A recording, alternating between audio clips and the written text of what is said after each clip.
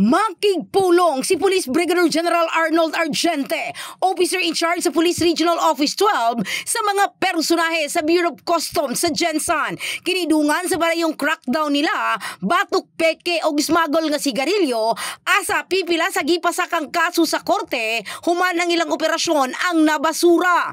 Kasi kaya sabi ko, I will talk personally sa mga officers ng Bureau of Customs rito.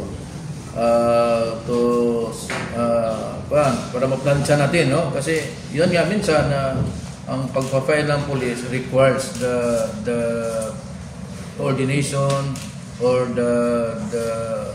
some requirements coming from other government agencies.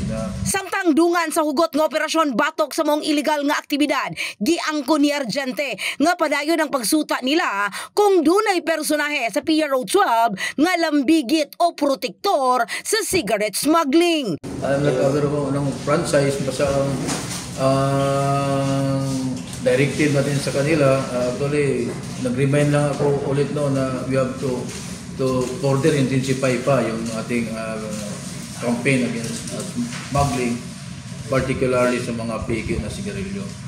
Subli niining gipahimangno sa mga personahe sa Sarangani Provincial Police Office o SPPO atol sa iyang command visit ang zero tolerance sa mga personahe nga lambigit sa maong illegal nga aktibidad in the heart of changing lives. Kini sa Brigada Richel Gubalani, alang sa 89.5 Brigada News sa Jensan, the Second News Authority.